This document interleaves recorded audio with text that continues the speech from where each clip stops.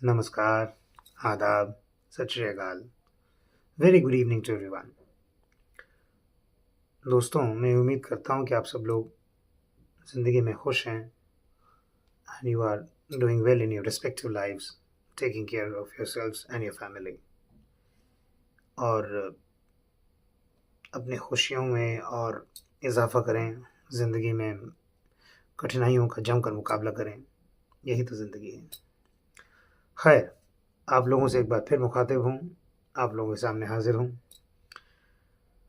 तो मुद्दा क्या है? मुद्दा है ऑफ कोर्स इस साल जिस महान प्लेबैक सिंगर की बर्थ सेंटिनरी मनाई जा रही है, वो मोहम्मद रफ़ी साहब। तो मोहम्मद रफ़ी साहब पर बहुत सी बातें हुई हैं, आगे भी होंगी। यूट्यूब पर अंबार लगे हुए हैं वीडियोस के, अलग अलग लोगों ने अपनी राय जाहिर की है। अभी इंडियन इंटरनेशनल फिल्म फेस्टिवल जो गोवा में हाल ही में हुआ, नवंबर की 28 तारीख तक, उसमें भी एक ख़ास पैनल डिस्कशन रहा जिसमें आप लोगों ने देखा शाहिद रफ़ी जी, सोनू निगम जी, अनुराधा पौडवाल जी, सुभाष घई जी, ये लोग आए हुए थे। शर्मिला टैगोर जी भी थीं और कार्यक्रम का संचालन यतिंद्र मिश्रा जी ने किया था और जिसमें कई बातें रफ़ी साहब की गायकी के बारे में उभर कर सामने आई। तो मेरे जैसे लोग जो रफ़ी साहब और हिंदी फिल्म इंडस्ट्री के चाहने वालों में से एक हैं, ख़ास तौर पर पुराने दौर के गीत, उनके लिरिसिस्ट्स, उनके म्यूज़िक डायरेक्टर्स के बारे में जानकारी रखने की एक मुहिम से चला रखी है मैंने। And I am quite sure there are many more people like me in this world. तो मैं आप लोगों से जो ख़ास जानकारी साझा करना चाह रहा हूँ, वो यही दर्शाती है कि रफ़ी साहब की गायकी के क्या कहने। मैं बात कर रहा हूँ फ़िल्म प्यासा, अ गुरुदत्त क्लासिक। ये फ़िल्म 1957 में आई, जिसका निर्देशन किया गुरुदत्त जी ने। कहानी गुरुदत्त जी की थी। स्क्रीन प्ले में डायलॉग्स जो लिखे थे, वो उनके ख़ास विश्वस्त जो राइटर रहे हैं, अबरार अलवी जी, डायलॉग्स उनके थे। फ़िल्म में गीत लिखे थे साहिल लुधियानवी जी ने और उनको अपने सुरों से सजाया था एस डी बर्मन जी ने। तो मैं जिस ख़ास गीत का ज़िक्र कर रहा हूँ, शायद आप लोगों ने सुना है। नहीं सुना है तो मैं आप लोगों से गुज़ारिश करूँगा कि आप लोग यूट्यूब पर जाकर सुनें। तंग आ चुके हैं कश्मकश ये ज़िंदगी से हम। मैं हाल ही में एक किताब पढ़ रहा था, 10 ईयर्स विद गुरुदत्त, अबरार अलवी। ये किताब मशहूर लेखिका और पत्रकार सत्या सरन जी ने लिखी। इसका प्रकाशन किया पेंगुइन पब्लिकेशंस ने। ये किताब 2008 में आई थी। मैं ये चाहूँगा कि आप लोग ये किताब पढ़ें। उसी किताब में गुरुदत्त जी के साथ जो अबरार अलवी जी का संपर्क रहा, एसोसिएशन रहा, अबरार अलवी जी ने सत्या सरन जी को कई इंटरव्यूज़ में कई सारी बातें ज़ाहिर की और उन सब को मिलाकर ये किताब बनी थी। तो इसी किताब के कुछ पन्नों में से मुझे बड़ी दिलचस्प जानकारी मिली, जो मुझे लगा आप लोगों से शेयर करूं। एक बार फिर कहूँगा, वो किताब 10 years of with Guru Dutt, Abrar Alvi, a book by Satya Saran ji. Please read that. हाँ, तो मैं कह रहा था कि ये गीत बना कैसे।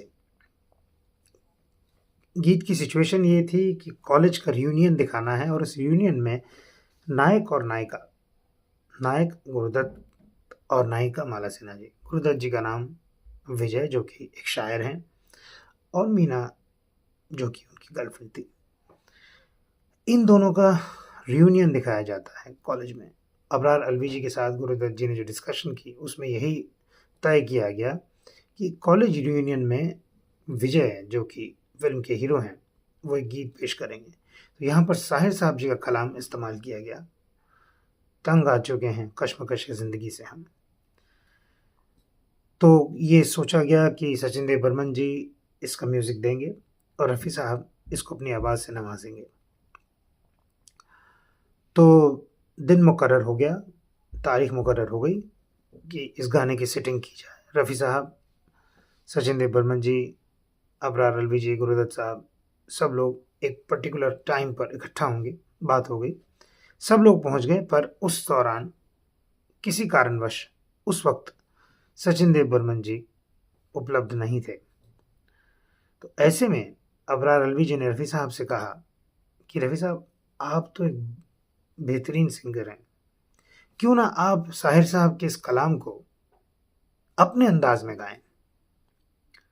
तो रफ़ी साहब ने थोड़ी देर के लिए सोचा और उसको फिर अपने अंदाज में गाया, और जिस दौरान वो गा रहे थे वहीं पर गुरुदत्त साहब के टेप रिकॉर्डर, जो कि स्पूल टेप रिकॉर्डर हुआ करता था, आपने पहले राजेश खन्ना जी और अमिताभ बच्चन जी की फिल्म आनंद में भी देखा होगा, स्पूल का टेप रिकॉर्डर हुआ करता था।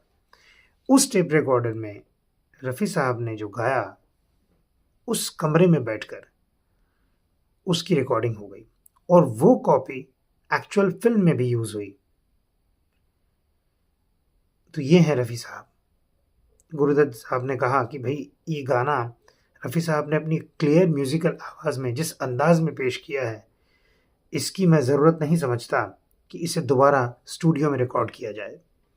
और आप देखेंगे यूट्यूब पर फिल्म प्यासा में जब वो कॉलेज रियूनियन का सीन आता है, जहाँ विजय माइक पर ये गाना गा रहे हैं, विजय यानी कि गुरुदत्त जी, तंग आ चुके हैं कश्मकश ज़िंदगी से हम, तो आपको क्या एहसास होगा।